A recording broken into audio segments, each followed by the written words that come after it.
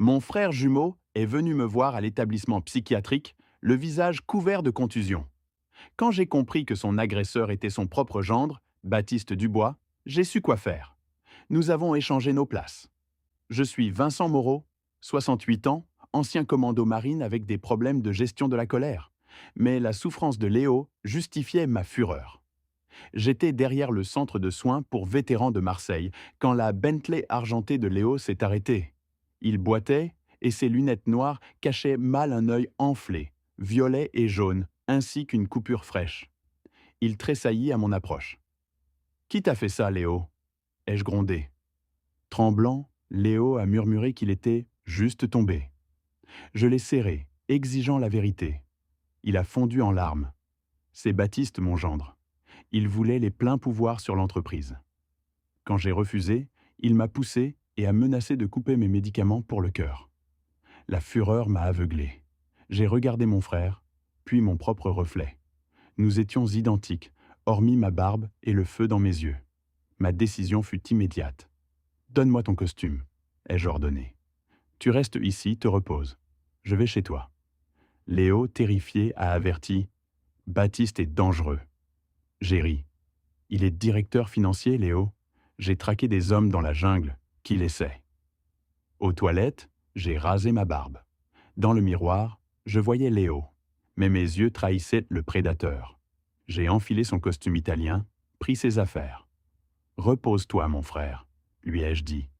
Quand je reviendrai, tes problèmes seront réglés.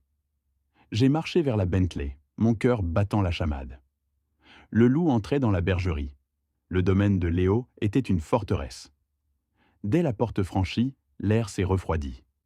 Baptiste Dubois, grand, à la beauté superficielle, est apparu. Il a arraché la mallette de ma main. Tu as signé les papiers, vieil homme? J'ai dû puiser dans toute ma discipline pour ne pas lui briser le nez. J'ai baissé la tête, affaissé mes épaules, canalisant la peur de Léo. J'ai j'ai besoin de plus de temps, Baptiste, ai-je bafouillé. Baptiste, d'un air dégoûté, ricana. Tu es inutile, Léo. Sans avertissement, il me donna un coup de pied violent au tibia.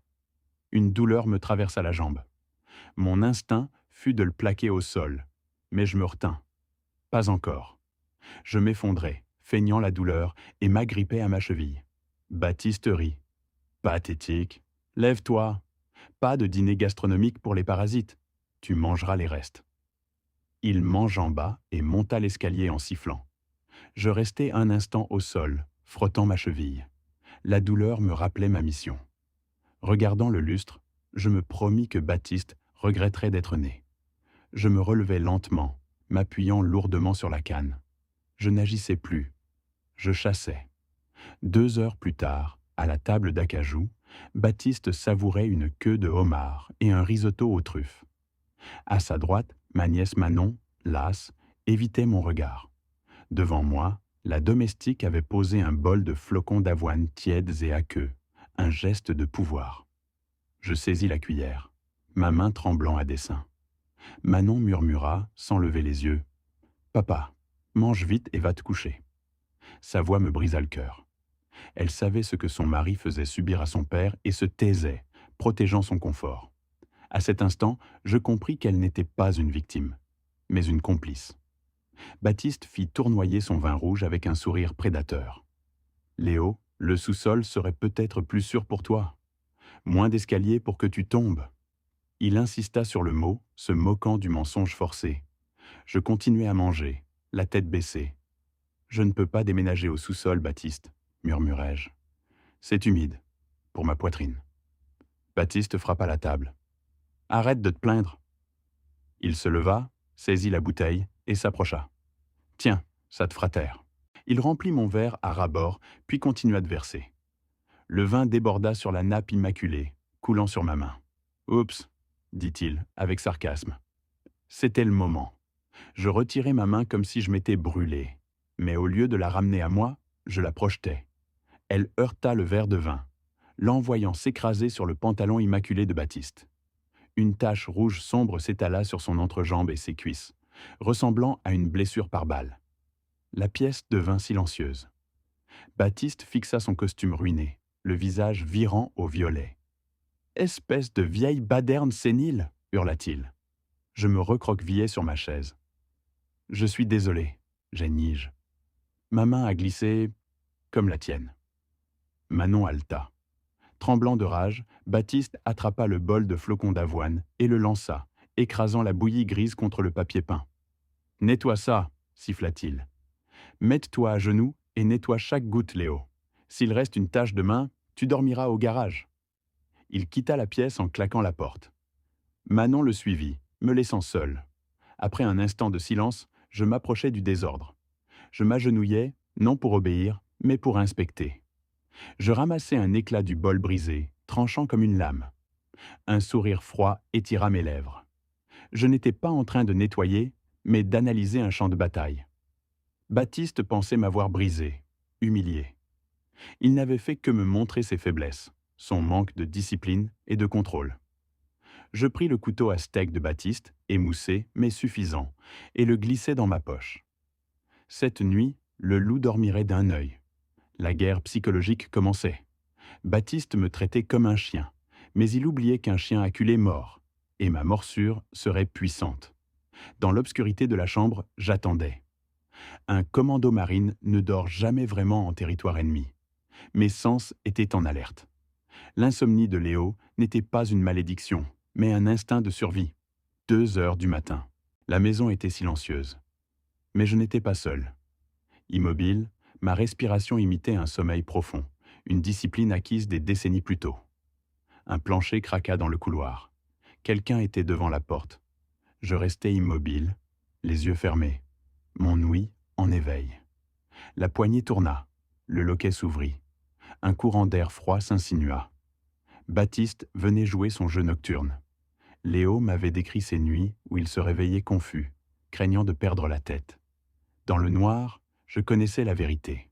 Ce n'était pas la démence, mais une manipulation mentale, une campagne de terreur psychologique pour le pousser vers un établissement et s'emparer de sa fortune.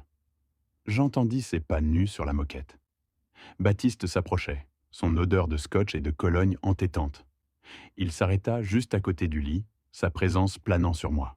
« Léo, réveille-toi » murmura-t-il d'un sifflement. « Tu as encore laissé le gaz ouvert. Tu essaies d'incendier la maison ?» Je restais immobile, mon adrénaline maîtrisée. Il cherchait à implanter de faux souvenirs, à provoquer la panique. Baptiste se pensa. Le matelas s'affaissa.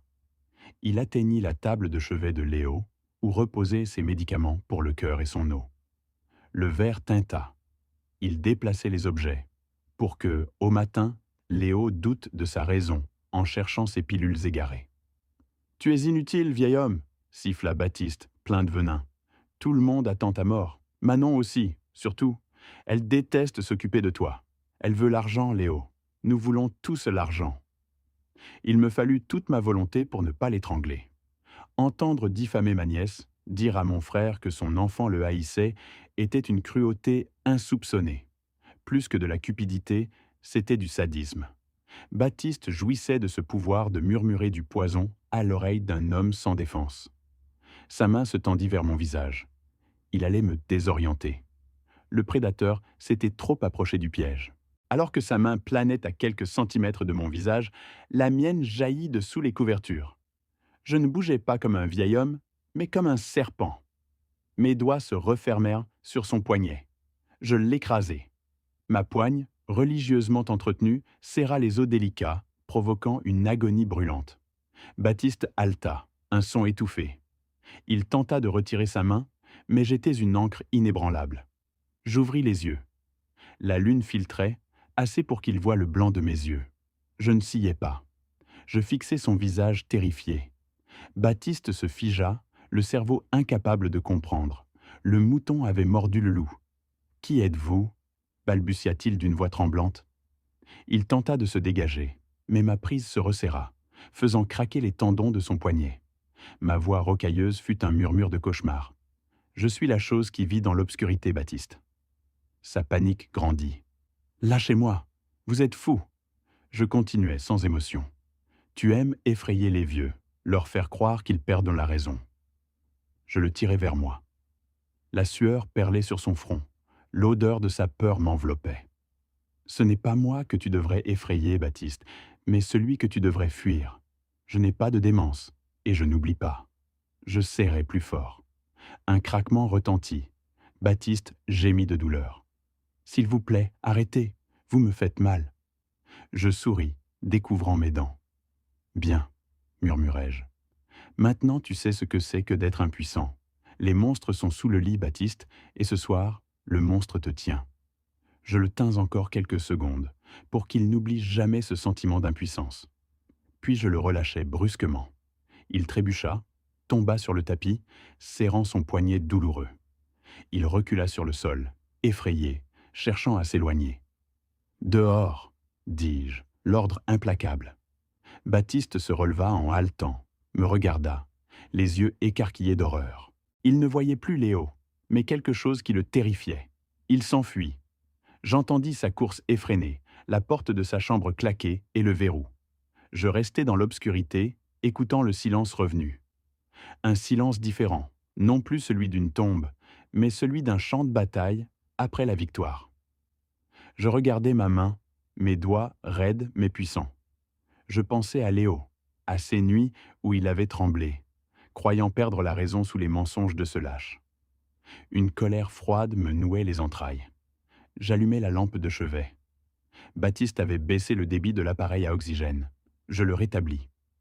Ce n'était plus une simple querelle, mais une tentative de meurtre insidieuse. Baptiste, assassin sans courage, voulait que la nature fasse le travail, accéléré par la peur. Je me dirigeais vers la fenêtre. Demain, la guerre s'intensifierait. Baptiste, avec son poignet et son ego meurtri, serait paranoïaque, se demandant si cette nuit était réelle. Et je serais prêt. Je retournai au lit. Je m'allongeai avec un sourire, repensant au regard de Baptiste. Il était venu chercher un fantôme et en avait trouvé un. Aux mains d'acier, au cœur de feu. Le tourment de Baptiste Dubois avait commencé. Le soleil inondait la chambre à 6 heures du matin. Mon instinct de commando marine m'avait réveillé. Je m'étirai. L'affrontement n'était qu'une escarmouche. La guerre ne faisait que commencer. Je pris les médicaments de Léo sur la table de chevet. La bouteille, étiquetée déoxine pour insuffisance cardiaque, semblait officielle. Mais en examinant les pilules blanches et rondes, je fronçai les sourcils. J'avais vu du Doxin. Ces comprimés n'avaient aucune marque. Leur odeur de craie et d'agrumes, leur goût sucré et leur dissolution instantanée me glacèrent le sang. Ce n'était pas un médicament pour le cœur, mais un simple placebo. Je vidai la bouteille. Toutes les pilules étaient en fausse. La vérité me frappa de plein fouet. Baptiste ne se contentait pas de tourmenter Léo. Il l'assassinait lentement. En remplaçant ses médicaments, il garantissait un affaiblissement progressif menant à une crise cardiaque naturelle, sans autopsie. Il hériterait de tout. Je ramassai les fausses pilules dans un mouchoir, les fourrant dans ma poche comme preuve. La rage me secouait, brouillant ma vision. Mon instinct hurlait de le traîner hors de son lit et de le battre. Mais je devais être plus intelligent, rester un fantôme. Dans la salle de bain, j'ouvris l'armoire à pharmacie. Il me fallait une contre-attaque immédiate qui blesserait son ego plus que son corps. Mes yeux s'arrêtèrent sur une bouteille bleue de citrate de magnésium, un puissant laxatif. Le sourire aux lèvres, je pris toute la bouteille. La dose adulte était d'un demi-verre. Je descendis à la cuisine. La femme de ménage n'était pas encore là. Je mis en marche la machine à expresso, son arôme emplissant l'air. Je pris la tasse préférée de Baptiste avec « Le Boss » gravé en lettres d'or. Ironique. Je versai un double expresso fort, puis le liquide de la bouteille bleue, sans mesurer, jusqu'à ce qu'elle soit vide. Je touillai vigoureusement. L'amertume du café masquerait parfaitement le goût du laxatif. Baptiste descendit les escaliers, tiré à 4 épingles dans son costume anthracite, l'air fatigué, le poignet bandé. Il me vit, grommela un « Vous êtes matinal ?» puis attrapa une bouteille d'eau et la but avidement, sa gorge sèche trahissant sa peur. Jouant le beau-père contrit, je lui tendis la tasse. « Je vous ai fait du café, Baptiste. Je voulais m'excuser pour hier soir. J'ai fait un cauchemar, j'étais confus. » Il me regarda avec méfiance, mais son ego prit vite le dessus. Confus, oui, rétorqua-t-il sèchement. Vous avez failli me briser le poignet. Si vous me touchez encore, je vous envoie en établissement psychiatrique. Il m'arracha la tasse, le mot, le boss, brillant. J'acquiesçai. Ça n'arrivera plus. Je veux juste aider. Baptiste renifla le café, grimaça après une gorgée. C'est ta mère, se plaignit-il. Je l'ai fait fort, comme vous l'aimez pour votre grande réunion, dis-je.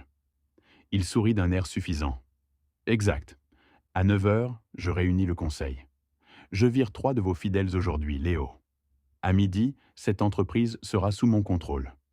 Vous devriez être reconnaissant que je fasse le travail que vous êtes trop faible pour accomplir.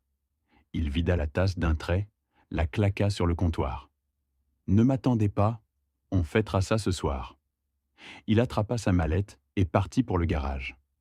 Je le regardais monter dans sa Porsche. Tasse et bouteille de laxatif vide. Baptiste allait vivre une réunion mémorable. Je lus le journal.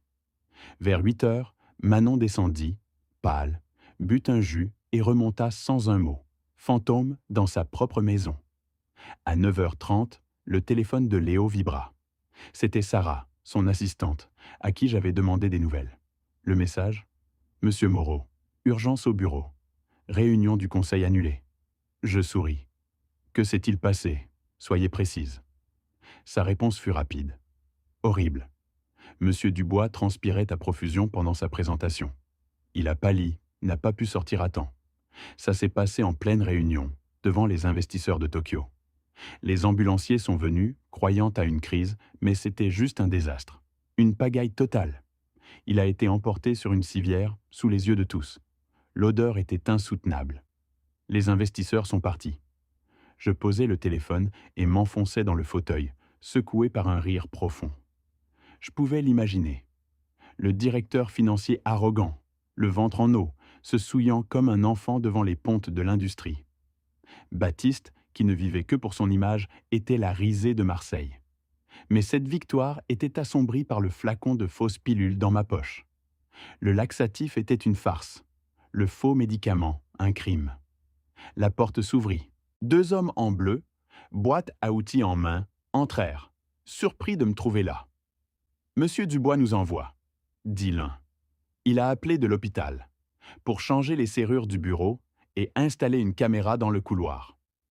Mon rire s'éteignit. Baptiste n'était pas vaincu, juste blessé. Sa paranoïa le poussait à se protéger, à m'enfermer dehors et me surveiller. Je serrai la canne de Léo. « Rentrez chez vous, les gars », dis-je, ma voix basse et menaçante. L'ouvrier cligna des yeux. « Pardon ? Monsieur Dubois nous a payé pour un service d'urgence. » Je m'avançai, sans boiter, sans traîner les pieds, avec la démarche agressive d'un homme cherchant le combat. « Rentrez chez vous, à moins que vous ne vouliez expliquer à la police pourquoi vous êtes ici. » Ils me virent, non pas le cardigan et la canne, mais le commando marine. Ils ramassèrent leurs outils et reculèrent. Je verrouillai la porte derrière eux. La donne avait changé. Baptiste savait qu'il était attaqué.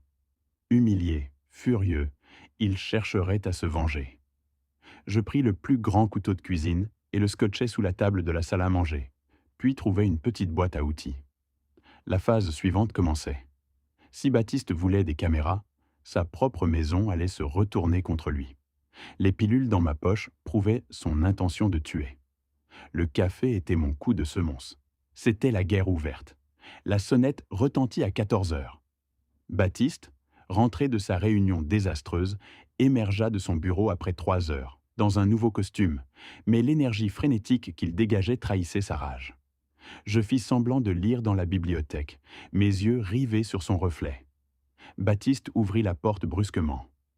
Devant lui se tenait Saul Goldman, l'avocat de Léo depuis 40 ans, un homme respecté et redouté. Baptiste lui barra le passage. « Que voulez-vous, Saul ?» aboya-t-il. « Léo ne reçoit pas de visites aujourd'hui. Il est souffrant. » Saul ne sia pas. « Je ne suis pas un visiteur, Baptiste. Je suis son conseiller juridique et je n'ai pas besoin de votre permission. J'ai des documents qui requièrent sa signature immédiate concernant la fiducie successorale. » Baptiste rit, un son sec. « La fiducie est en cours de restructuration, Saul. Léo m'a donné les pleins pouvoirs verbalement. Laissez-moi les papiers, je m'assurerai qu'il les signe quand il sera lucide. Pour l'instant, il est confus. Depuis la bibliothèque, sentant la colère monter face aux mensonges de Baptiste cherchant à isoler Léo, je me levai. Il était temps d'intervenir. Je sortis, m'appuyant lourdement sur ma canne, mais ma voix porta clairement « Laissez-le entrer, Baptiste ». Baptiste se retourna, choqué. Je vis la peur dans ses yeux, le souvenir de mon emprise et de l'humiliation du matin avant qu'il ne masque son agacement. « Léo, retournez dans votre chambre », claqua-t-il. « Vous n'êtes pas bien. J'expliquais à Saul que vous avez besoin de repos. » Je l'ignorais, le dépassai et tendis la main à l'avocat. « Bonjour Saul, merci d'être venu. » Saul, qui connaissait Léo depuis l'université, étudia mon visage. Il vit les contusions s'estompant sous le maquillage, ma posture. Ses yeux se plissèrent. « Bonjour Léo, » dit Saul prudemment. « Nous devons parler seuls. » Baptiste s'interposa. « Absolument pas. En tant que son soignant, je dois être présent.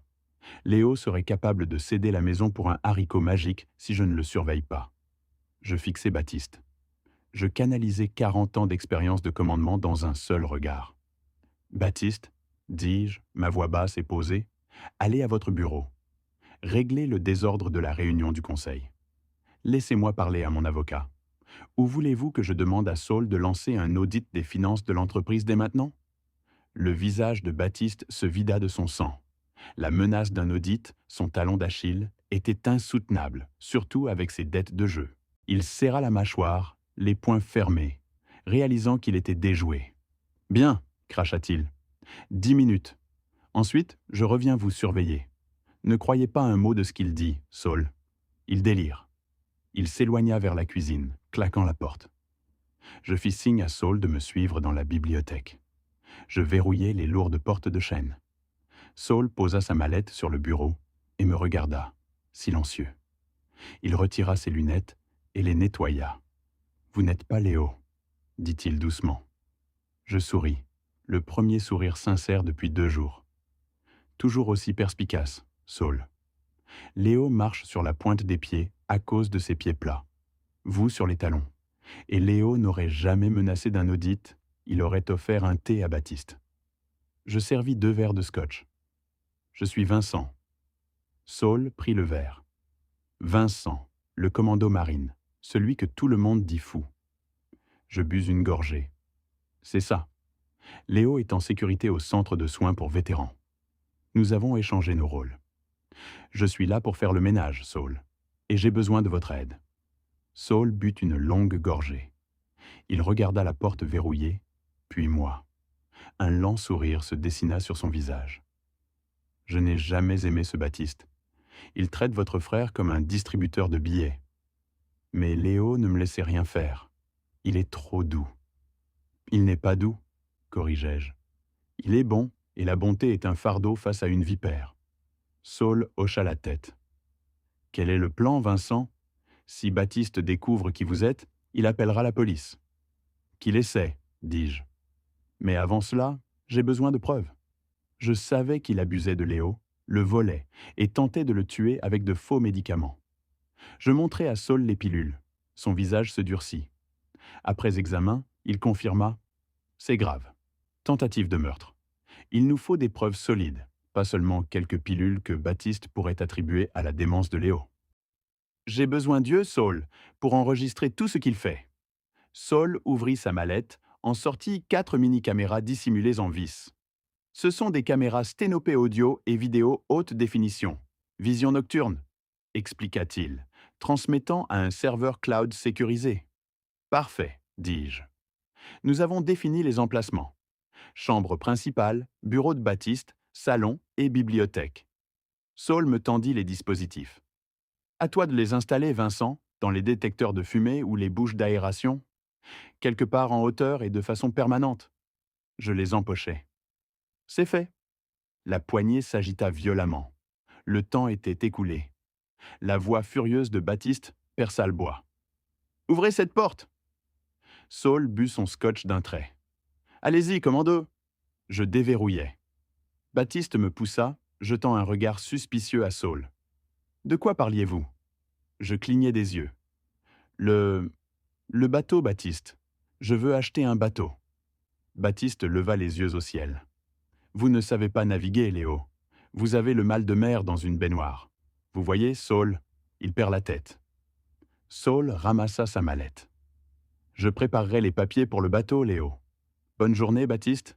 Et essayez de ne plus avoir de accident au bureau. Les notes de pressing coûtent cher. Saul sortit, laissant Baptiste fulminer. Je me traînai vers les escaliers, les caméras en poche. Où allez-vous? Exigea Baptiste. Faire une sieste, marmonnai-je. Cette discussion m'a fatigué. Sur le palier, je me retournai. Baptiste composait frénétiquement un numéro. Il appelait les Loan Sharks, son plan pour l'entreprise ayant rencontré un obstacle. Je ne fis pas de sieste. J'installai la première caméra dans le détecteur de fumée de la chambre. La maison allait devenir le piège de Baptiste. Menaces, mensonges, cruauté, tout serait filmé. En plaçant la deuxième caméra dans la bouche d'aération du salon, j'entendis Baptiste hurler dans son téléphone en bas. « J'ai besoin de plus de temps. Le vieil homme respire encore. Je ne peux pas l'étouffer avec un oreiller, n'est-ce pas? Ça doit avoir l'air naturel. » Je pressai la caméra en place. « Je t'ai eu, » murmurai-je. La lumière rouge clignota et s'éteignit. L'enregistrement avait commencé. Baptiste Dubois venait de signer son arrêt de mort sans le savoir. Je descendis de la chaise et attendis le coucher du soleil. Le trajet vers Morrow Holdings fut silencieux. Un compte à rebours.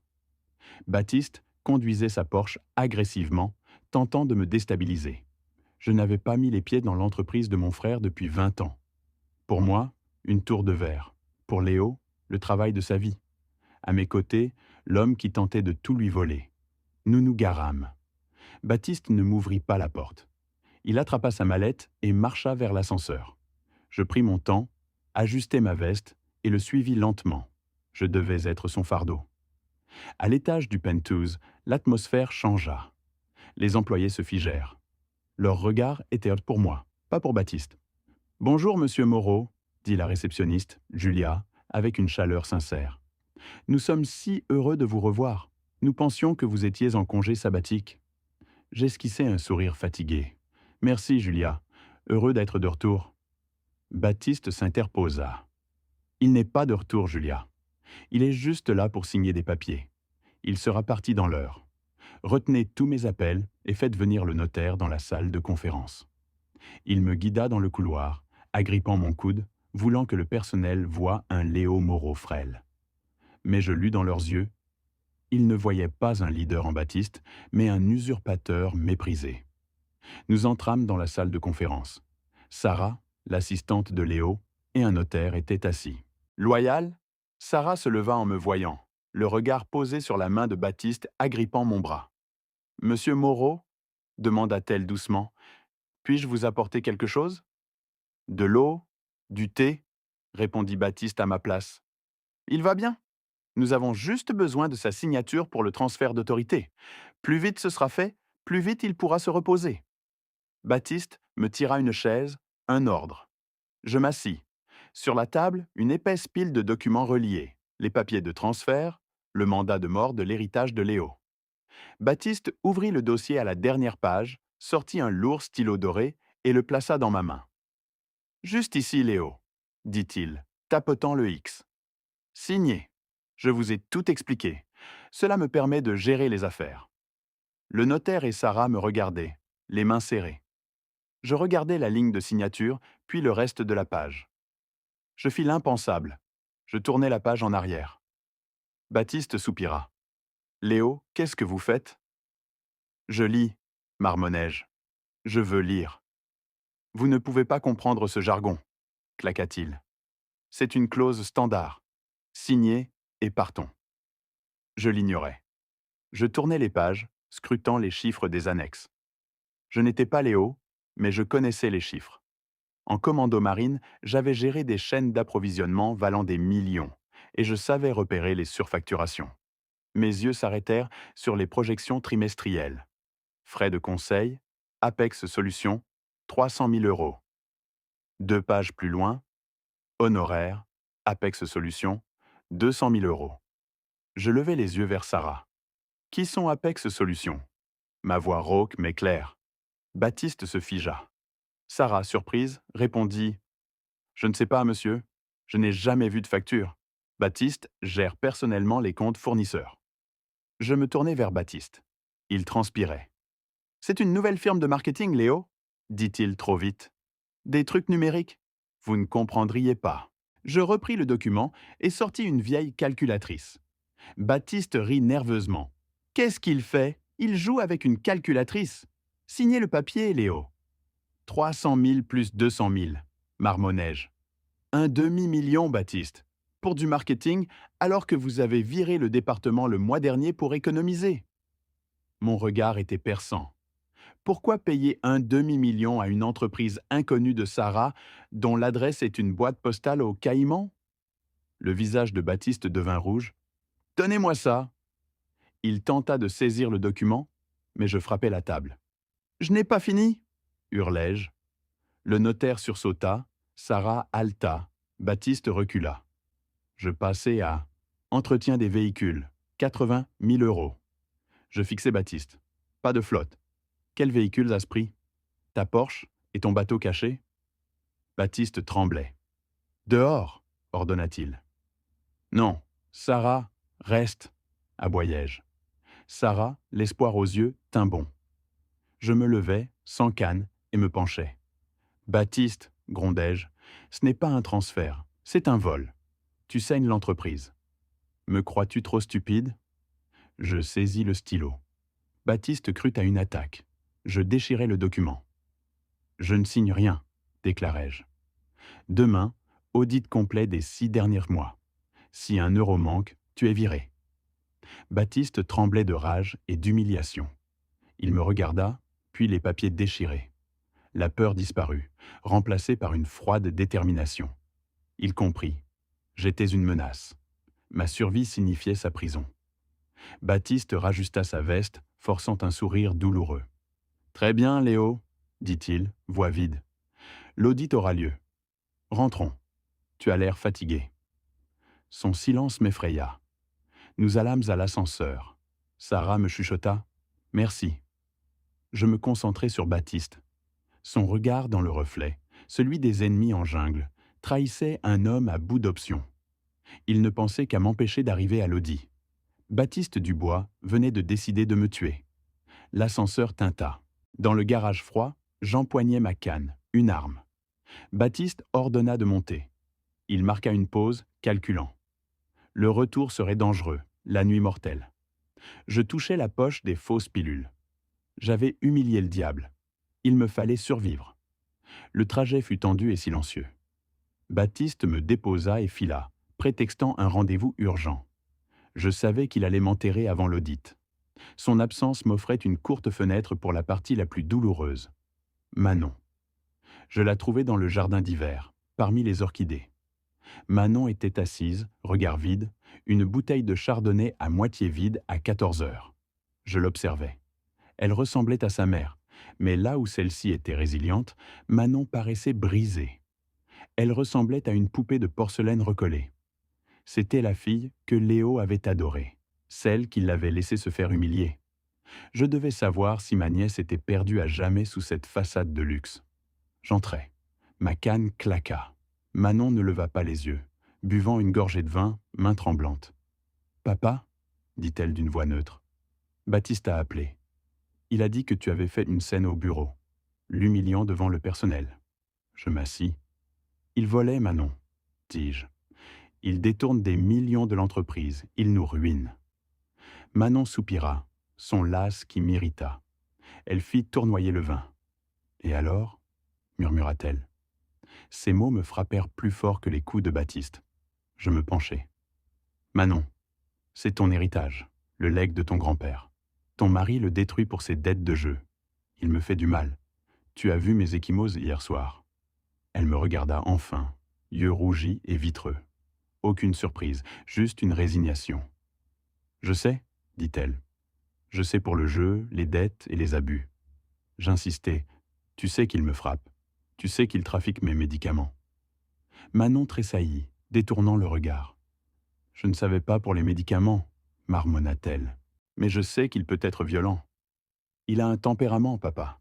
Tu dois juste arrêter de le provoquer. Signe les papiers, laisse-le gérer. Si tu lui donnes ce qu'il veut, il se calmera. Il l'a promis. Une colère froide m'envahit. Elle marchandait ma vie pour sa paix. Pourquoi restes-tu avec lui, Manon ? Demandai-je, ma voix douce mais ferme. Pourquoi protèges-tu un homme qui traite ton père comme un chien et toi comme un trophée ? Elle rit, un son amer. Papa, regarde autour de toi. Cette maison, mes vêtements, notre vie. J'ai 32 ans, je n'ai jamais travaillé. Baptiste s'occupe de tout. Si je le quitte, que me reste-t-il ?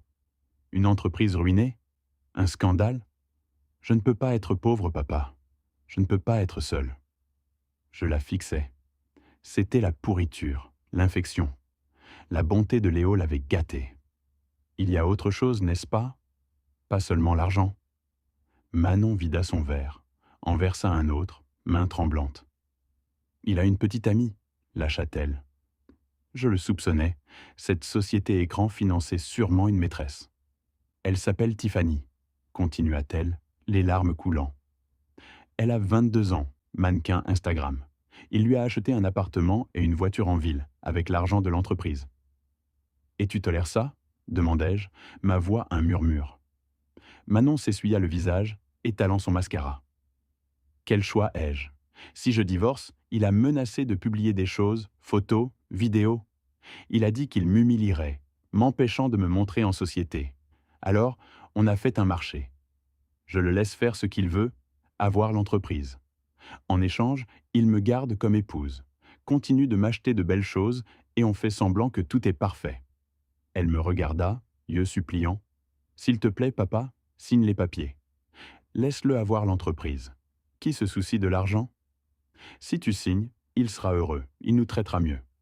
On pourra revenir à avant, juste exister. S'il te plaît, ne le combats plus.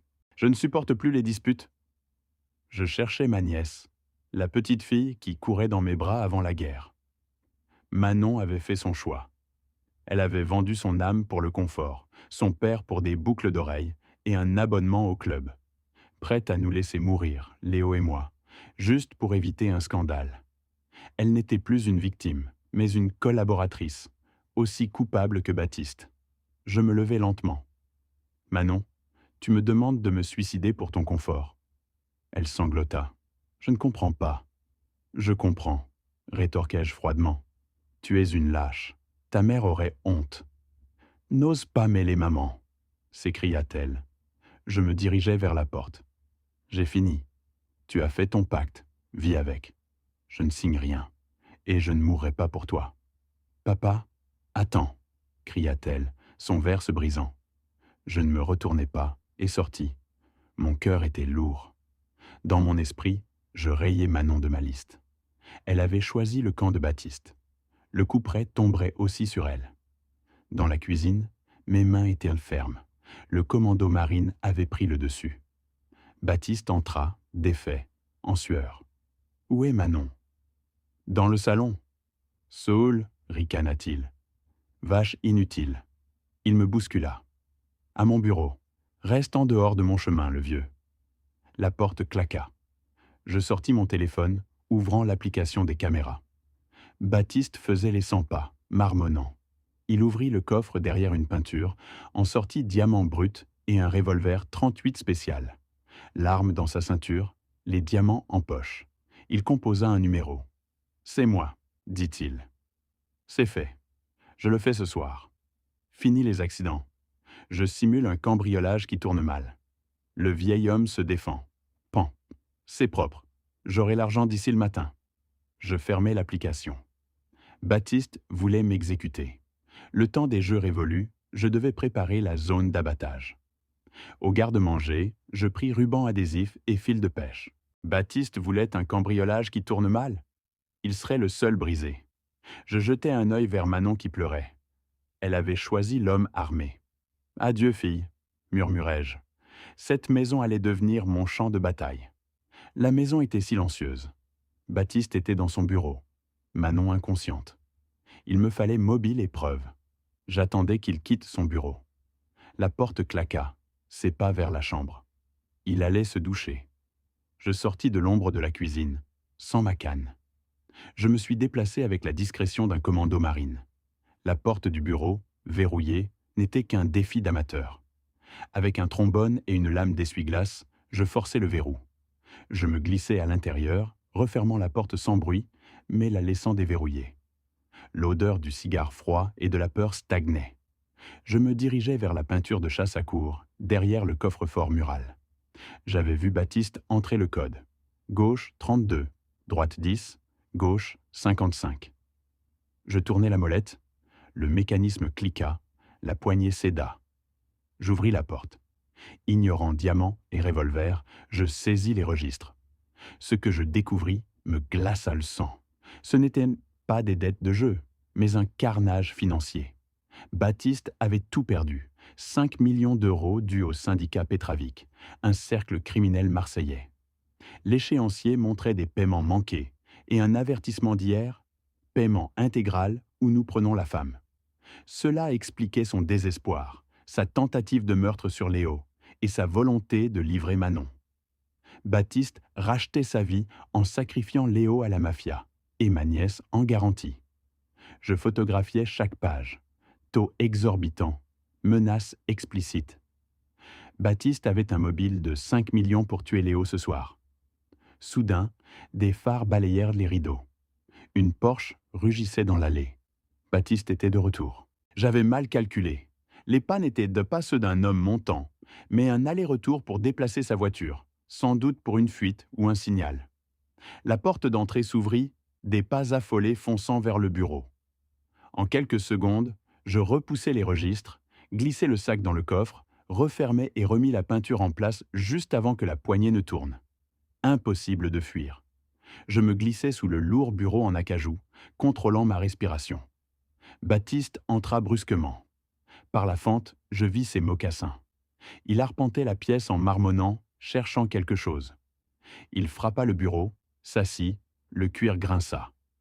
À quelques centimètres de moi, sans armes, coincé avec un homme armé d'un 38, je restais immobile. Son téléphone sonna. Il décrocha en haut-parleur. Une voix froide exigea l'argent. Baptiste supplia. Il promettait l'obtenir le soir même, parlant d'un accident, d'un cambriolage, d'assurance. La voix refusa, menaçant sa fille si l'argent n'arrivait pas avant 9 heures. L'appel coupa. Baptiste hurla, frappant le bureau, puis murmura qu'il devait agir tout de suite. Il contourna le bureau. Je me préparais à bondir s'il me voyait. Il s'arrêta tout près, fouilla la corbeille, vérifia un papier, puis repartit. Paranoïa. À la porte, il lança qu'il venait chercher Léo, éteignit et sortit. Je restai immobile encore un moment, puis me glissai dehors. J'avais les photos et la preuve de la conversation. Il n'attendrait pas la nuit. Il agirait maintenant. Il était 19h30. Je devais préparer la scène. Baptiste pensait monter un cambriolage, mais il tomberait dans un piège. Je quittai le bureau avec mon passe-partout et gagnai la cuisine dans l'ombre. Le chasseur revenait, attiré par 5 millions de dettes. Je touchai ma cicatrice sous le maquillage et murmurai qu'il pouvait venir. Dans la chambre d'amis, je vérifiais les caméras. Baptiste transportait savon et huile entre la salle de bain et le placard. Sa méthode était claire. Une chute accidentelle. L'assurance paierait. J'éteignis le téléphone, sortis le sachet de sirop et de colorant rouge, le cachai derrière l'oreille. Ce n'était plus seulement un piège, mais une mise en scène. Je sortis dans le couloir, ma canne frappant le parquet pour annoncer mon arrivée.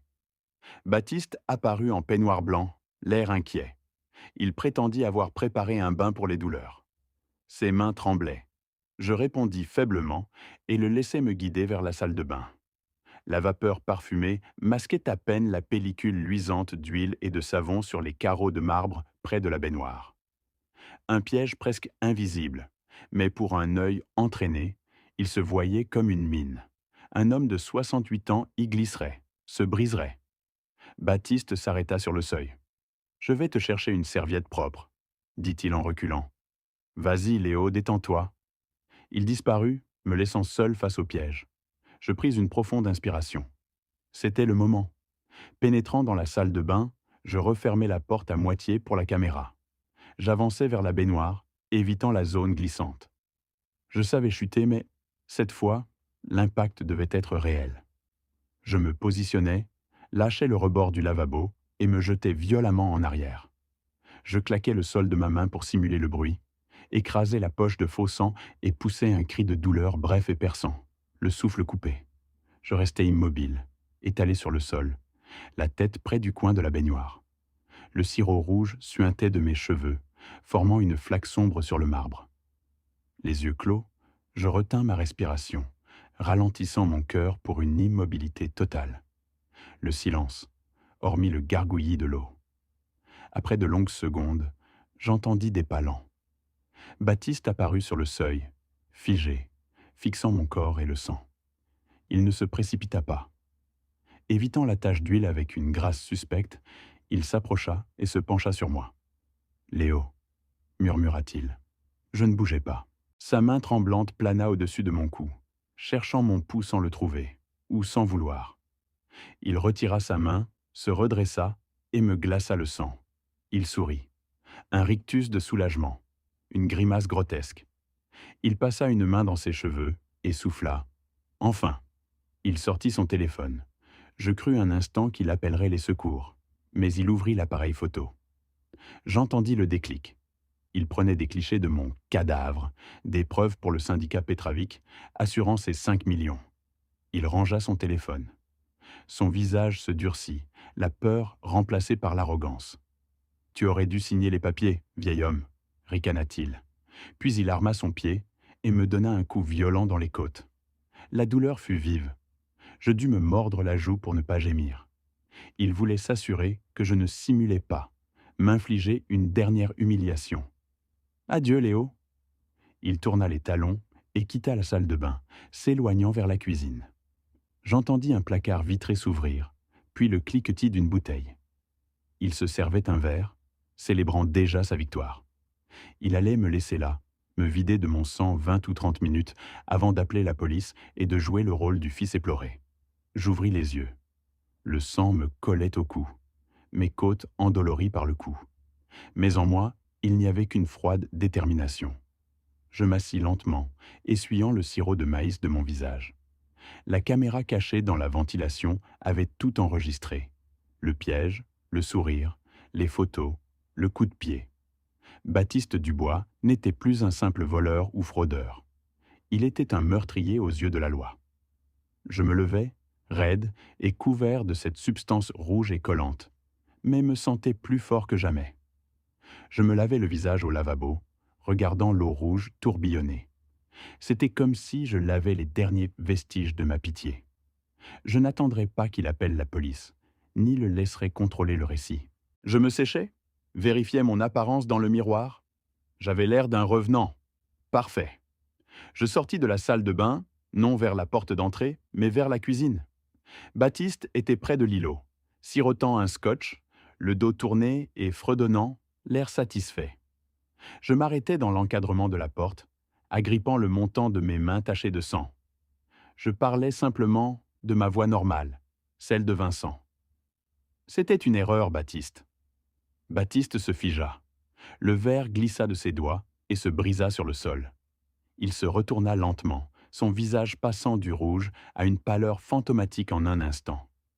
Il me regarda, debout, couvert de sang, mais vivant, avec des yeux de loup. « Tu es mort », balbutia-t-il. « Je t'ai vu. » Je fis un pas, sans boiter. « Tu as vu ce que tu voulais voir, Baptiste ? Un vieil homme mourant. Mais tu n'as pas vérifié le pouls. Tu ne vérifies jamais les détails. C'est pour ça que tu échoues. » Il recula jusqu'à heurter le réfrigérateur. « Comment es-tu debout ?» Je souris, du même sourire froid que la veille dans la chambre. « Parce que je ne suis pas Léo, » murmurai-je. Ses yeux se posèrent sur le bloc de couteau. « Ne fais rien, » dis-je. « La police est en route. Mon avocat et la caméra de la salle de bain ont tout enregistré. Le coup, le sourire, les photos. C'est terminé. » Baptiste leva les yeux vers la ventilation. La vérité le frappa. Le piège n'était pas pour moi, mais pour lui. Il s'effondra contre le réfrigérateur, glissant au sol au milieu des éclats de verre. Il enfouit sa tête dans ses mains. Non, gémit-il. Non, non, non. Je m'approchai, le dominant de ma longue ombre. Dans 10 minutes, les sirènes retentiront. Profite de ce verre, Baptiste. C'est le dernier que tu apprécieras avant 20 ans. Je tournai les talons, le laissant tremblant sur le sol de la cuisine. Le cadavre avait marché et le jugement était arrivé. Le trajet en ambulance fut le moment le plus relaxant de ma semaine. J'avais prétexté la confusion et des douleurs thoraciques pour une extraction tactique, assurant mon départ en toute sécurité et justifiant l'absence de Léo au gala de ce soir. Alors que la sirène déchirait la nuit, je m'allongeai sur la civière et souris. Baptiste ne me suivrait pas. Il était trop occupé à noyer sa terreur dans le scotch. À l'hôpital, je signai ma sortie contre avis médical dès que les ambulanciers eurent le dos tourné. Je marchai 3 pâtés de maison jusqu'à un dîner où un van noir m'attendait. La porte latérale s'ouvrit sur mon escouade. Gunner, l'ancien artilleur en fauteuil au bras de bûcheron. Tex, le tireur d'élite borgne à la visée intacte. Doc, qui m'avait rafistolé tant de fois. Et au volant, Big Mike, l'homme de peu de mots qui terrorisait tous ceux qu'il croisait. Nous roulions en silence vers le refuge, un motel près de l'aéroport, où j'avais mis Léo à l'abri. Nos retrouvailles étaient purement opérationnelles. J'ouvris la porte de la chambre. Léo était assis sur le bord du lit, fixant le mur, mal à l'aise dans mes vieux vêtements. Il se leva, ses yeux scrutant mon visage. « C'est fait ?» demanda-t-il, la voix légèrement tremblante. « La première phase est terminée, » dis-je en me servant un verre. « Baptiste te croit en pleine crise psychotique et me prend pour un fantôme.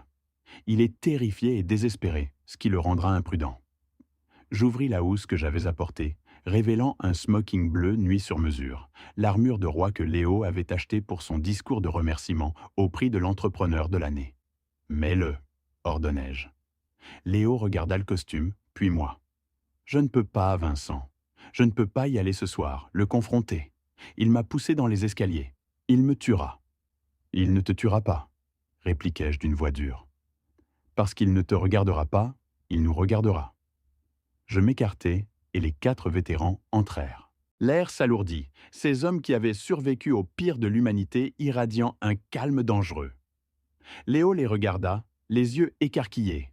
« Ils seront à sécurité ce soir, » expliquai-je. « Big Mike poussera mon fauteuil. Tu entreras 10 minutes après nous, accompagné de la police. » Léo déglutit. « La police ?» Je lui montrai la vidéo sur mon téléphone. Baptiste souriant devant mon corps inerte, le coup de pied, l'appel à la pègre. Saul a déjà tout envoyé au procureur. Le mandat d'arrêt est en cours. La police nous a promis 10 minutes d'avance. Ils savent que nous avons un compte à régler. Léo toucha l'écran, voyant Baptiste frapper son corps. Quelque chose changea en lui. La peur fit place à une résolution froide. Il prit le smoking. « Je serai prêt, » murmura-t-il. « Bien. » Je le laissai et rejoignis les gars dans le van. Nous avions un dernier arrêt avant de nous mettre en position.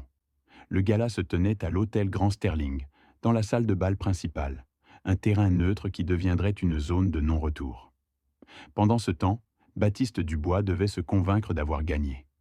J'imaginais qu'il se regardait dans le miroir, lissant son smoking, vérifiant ses dents. Il se répétait que l'hallucination n'était que le stress et l'alcool. Il m'avait vu partir en ambulance. Pour lui, le problème était réglé. Le vieil homme à l'hôpital, le fantôme de la cuisine, un simple remords qui l'écraserait avec l'argent et les applaudissements. Il pensait à son discours. Son beau-père bien-aimé avait tragiquement décliné, lui confiant les pleins pouvoirs de l'entreprise avec sa bénédiction. Il demanderait un moment de silence, feindrait la tristesse, puis annoncerait la nouvelle direction de Morrow Holdings, menant tout droit aux poches du syndicat Petravik. Il se sentait invincible, l'euphorie d'avoir survécu à l'incident de la salle de bain, et le soulagement de mon départ devait être enivrant. Il se croyait plus malin que le destin, mais celui-ci, assis dans un van noir, vérifiant un Sig Sauer, n'appréciait pas qu'on le trompe. Nous arrivâmes à l'entrée de service de l'hôtel à 19h30. Big Mike montra un insigne qui n'était plus tout à fait légal. et le gardien nous laissa passer. L'ascenseur de service nous mena à la mezzanine. De là, la salle de bal était magnifique. Lustres en cristal, tables de soie blanche, serveurs évoluant comme des nageurs synchronisés. Au centre, Baptiste arpentait la salle, un verre de champagne à la main, serrant des poignets. Radieux, il riait à des blagues insipides, charmant le conseil, parfait portrait du successeur idéal.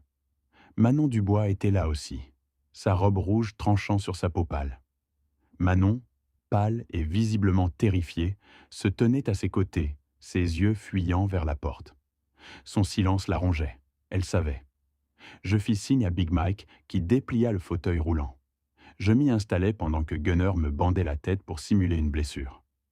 L'impact visuel était crucial. En bas, Baptiste frappa son verre.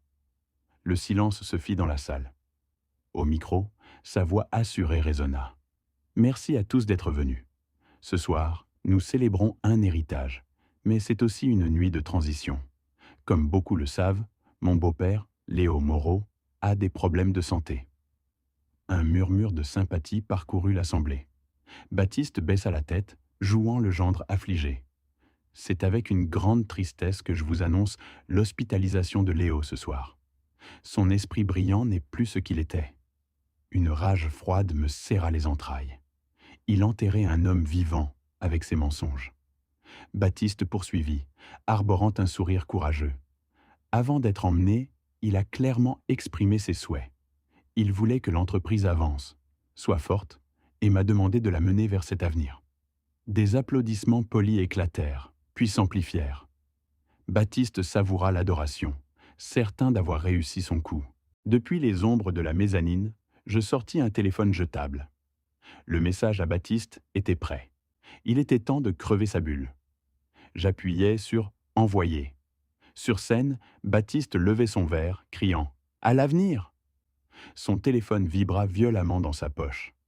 Attendant sans doute un virement ou un message du syndicat, il ne put résister. Il sortit discrètement l'appareil, le sourire figé, et jeta un œil à l'écran. De 20 pieds au-dessus, je vis son monde s'écrouler. Son sourire glissa, ses yeux s'écarquillèrent. Sa main trembla si fort que le champagne déborda. Le message était simple. « Je sais ce que tu as fait la nuit dernière. Lève les yeux. » Terrifié, Baptiste leva lentement la tête. Son regard traversa la foule et les lumières pour se poser sur l'obscurité du balcon de la mezzanine. J'attendais. Je m'avançai juste assez dans la lumière pour qu'il me voie. Sans bandage, j'affichais le visage de l'homme qu'il croyait avoir tué. Je le désignai du doigt, comme un juge prononçant une sentence. Baptiste laissa tomber son verre, qui se brisa. Il recula, trébucha, renversant le micro dont le Larsen déchira l'air. « Il est là !» hurla-t-il, pointant le balcon vide où j'avais déjà reculé. « Le mort est là !» La foule, confuse, murmurait, voyant un homme en pleine crise de nerfs, la culpabilité manifeste. Je fis signe à Big Mike. « Bandage-moi », dis-je. « C'est l'heure du spectacle. » En bas, Baptiste hyperventilait, hurlant après des fantômes. Manon pleurait, les membres du conseil reculaient. Le piège était tendu. J'observais le chaos. Baptiste, seul sur scène, pointait l'endroit vide où je m'étais montré, le visage ruisselant de sueur. « Il est là! Sécurité, trouvez-le » cria-t-il, la voix brisée. La foule murmurait, voyant un homme s'effondrer. Baptiste s'effondrait. Manon tenta de l'approcher. « Baptiste, assieds-toi » Il la repoussa violemment. « Ne me touche pas.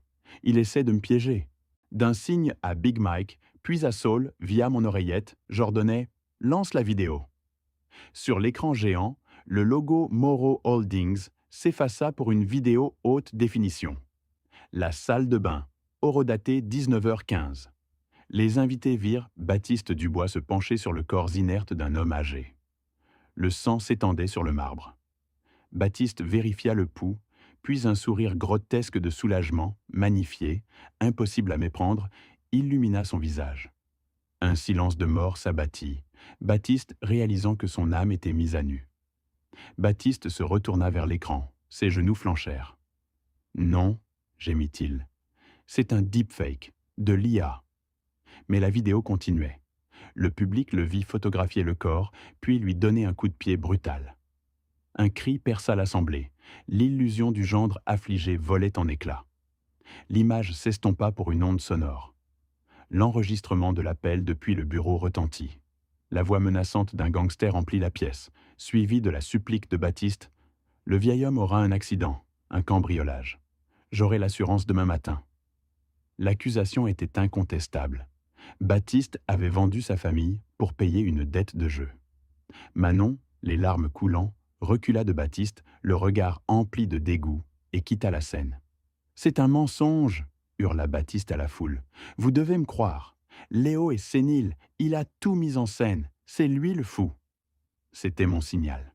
Big Mike me poussa hors des ombres vers l'ascenseur. À l'ouverture des portes, tous les regards convergèrent sur moi, bandé de la tête aux pieds, l'allure d'un homme revenu de la guerre. Big Mike me guida à travers la salle, mes roues faisant craquer le silence. La foule s'écarta, mon regard fixé sur Baptiste. Il me vit, ce fantôme roulant vers lui. Je m'arrêtai à 3 mètres de la scène. La salle entière était suspendue. De ma main blessée, je saisis le micro. « Bonjour Baptiste », dis-je, ma voix rauque et amplifiée portant dans toute la pièce. Baptiste secoua la tête. « Tu es mort. Je t'ai vu mourir. » Je souris froidement. « Tu as vu ce que tu voulais voir. Comme un distributeur de billets en regardant mon frère. Comme un pion en regardant ta femme. » Je désignai l'écran derrière lui, où l'image de son coup de pied était figée. « Tu as oublié la première règle du combat, Baptiste. Ne jamais croire l'ennemi mort sans t'être assuré de son pouls. Tu avais trop peur de salir tes mains précieuses. » Baptiste balaya la salle du regard. Les gardes et les policiers s'approchaient. Les murs se refermaient. Manon l'avait abandonné, l'issue bloquée par Big Mike et mes vétérans. Il me regarda et craqua. Son vernis de civilisation s'effritait, révélant l'animal apeuré qui mordait quand il était piégé. Un rugissement de frustration lui échappa. De sa veste de smoking, il sortit un couteau de table dentelé. « Reculez !» hurla-t-il, le brandissant vers la foule. Les invités les plus proches s'éloignèrent en catastrophe, renversant tables et verres. Je restai impassible dans mon fauteuil. Baptiste sauta de la scène, couteau en main, hurlant « Je pars d'ici, quiconque m'arrête sera coupé. » Ses yeux se posèrent sur moi. « C'est ta faute, » siffla-t-il, s'avançant. Big Mike fit un pas, mais je le retins. C'était personnel. Baptiste rit follement. « Tu ne peux même pas te lever, juste nous et un couteau. » Il se jeta sur moi, rapide, le couteau levé vers ma poitrine. La foule hurla. Il me prenait pour Léo, un vieil homme sans défense. Il oubliait qui était vraiment assis là. Alors que le couteau s'abattait, je n'ai pas reculé. J'ai bougé. La leçon commençait. Baptiste fonça, le couteau visant ma poitrine. Pour les invités, c'était un meurtre au ralenti. Mais je n'étais pas sans défense. Au lieu de reculer, je me penchai. Ma main gauche jaillit, saisissant son poignet en plein vol. Le claquement résonna. Baptiste se figea, regardant son poignet, puis mon visage. Il sentit l'étau d'une main forgée au combat. Je serrai le point de pression et le couteau tomba sur le parquet. Je ne lâchai pas. « Je ne suis pas Léo », murmurai-je. Puis je me levai, sans effort, les bandages n'étant que des accessoires. Je le dominais. La foule haleta. L'invalide était devenu un géant. Baptiste trébucha, son poignet toujours pris. Il leva les yeux, le visage pâle. « Qui es-tu » balbutia-t-il. « Je suis les conséquences de tes actes, Baptiste, » dis-je, lui tordant le bras derrière le dos. Il gémit. J'aurais pu lui briser le bras, mais il devait sentir le poids de son erreur. « Tu aimes frapper les vieillards, les empoisonner, » grondai-je. « Voyons comment tu te débrouilles, dans un vrai combat. » Je relâchai son bras et le poussai. Il trébucha. La sortie était bloquée. La police avançait. Nulle part où fuir. La folie revint dans ses yeux. Il leva les poings. « Viens, vieil homme » hurla-t-il.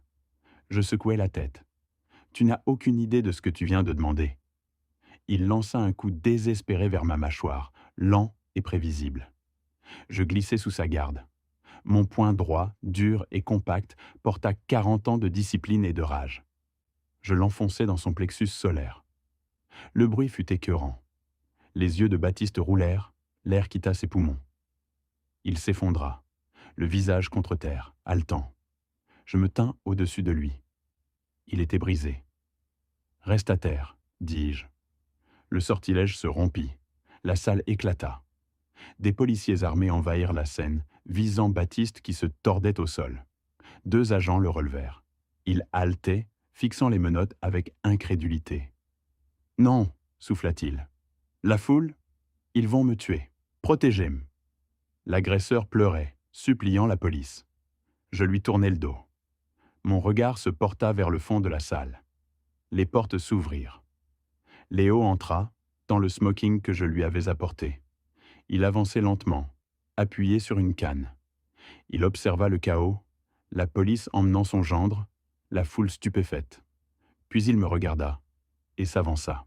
La foule s'écarta, non par pitié, mais par admiration, comprenant le stratagème.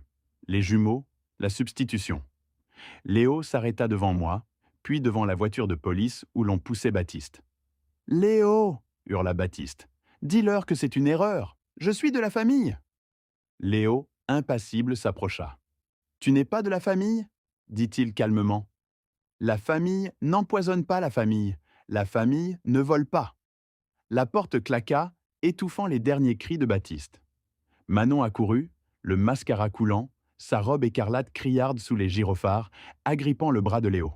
« Papa, je ne savais pas.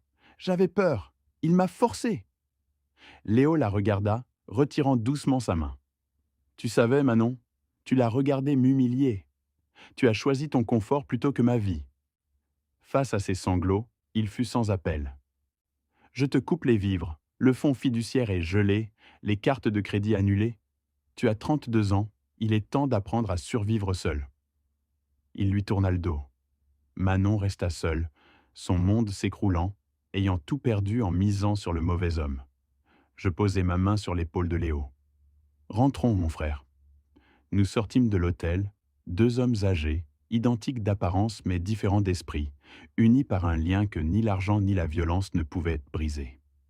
1 mois plus tard, j'étais assis au bord du quai de la Maison du Lac, ma ligne dans l'eau paisible. Le soleil couchant peignait le ciel de violet et d'or, une paix qu'on n'apprécie qu'après la guerre. Léo était à mes côtés, métamorphosé, les contusions disparues, il avait pris du poids, son teint était revenu, et il semblait avoir 10 ans de moins, libéré de ses faux médicaments. « Tu as eu des nouvelles de Baptiste ?» demanda Léo, fixant son flotteur. J'acquiesçai. Impossible de le rater, c'était partout aux informations. Baptiste était en prison de haute sécurité, attendant son procès pour tentative de meurtre, fraude et détournement de fonds. Mais la prison était le moindre de ses soucis. Le syndicat Petravik n'oubliait pas ses dettes. On disait qu'un « accident » sous la douche lui avait valu 2 jambes cassées en détention préventive. Terrifié, il savait que rejoindre la population générale marquerait sa fin.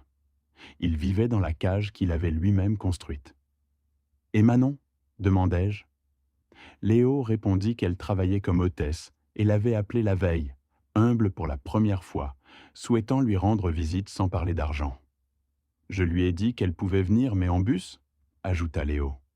Je ris de bon cœur, effrayant un canard. « Bien joué, Léo. » Nous restâmes silencieux. « Tu m'as sauvé la vie, Vincent, » murmura Léo. « Pas seulement de Baptiste, mais de moi-même. J'avais peur d'être seul et les laisser me traiter comme une ordure. Tu m'as appris qu'être seul vaut mieux qu'être entouré de gens qui blessent. » Je ramenai ma ligne. « Je ne t'ai pas sauvé, Léo. Je t'ai juste rappelé qui tu étais, un Moreau. Nous ne rompons pas. Nous pouvons plier, être meurtris, mais jamais brisés. » Mon frère n'était plus l'homme faible et tremblant que j'avais rencontré. Il était fort, maître de lui, ayant repris son entreprise, renvoyé les membres du conseil qui avaient soutenu Baptiste et créé une fondation pour les victimes de maltraitance envers les personnes âgées. Il avait transformé sa douleur en force. Je rangeai ma boîte de pêche. Le soleil avait disparu. « Je retourne au centre de soins pour vétérans demain, » dis-je. Léo me regarda. « Tu n'es pas obligé. Tu peux rester. La moitié de la maison est à toi. L'entreprise aussi, si tu la veux. Je souris. Je sais, Léo, et j'apprécie. Mais j'aime ma vie simple, ma routine. Et puis, ajoutai-je en lui tapotant le dos, quelqu'un doit bien tenir ces jeunes infirmières en éveil. Léo rit, se leva et me serra dans une étreinte forte et assurée. Merci, mon frère, dit-il. N'importe quand, répondis-je. Je montai le quai vers la maison, ma canne frappant le bois. Je n'étais plus Vincent, le vétéran fou, ni un simple numéro. J'étais un frère, un protecteur. L'homme qui avait appris à un monstre qu'on ne s'en prend jamais à la famille. Je m'appelle Vincent Moreau. J'ai 68 ans. Si vous pensez que je suis trop vieux pour me battre, libre à vous d'essayer. Mais apportez un casque, vous en aurez besoin. C'est la fin de mon histoire. Souvenez-vous, traitez vos aînés avec respect. On ne sait jamais lequel d'entre eux pourrait être un loup endormi, attendant une raison de se réveiller. Merci d'avoir écouté mon histoire. Si elle vous a touché, laissez un like, écrivez en commentaire ce qui vous a le plus touché et abonnez-vous à la chaîne. Il y aura encore beaucoup d'autres histoires. Ce n'est pas la fin de mon histoire. Ce n'est que le début de quelque chose de meilleur.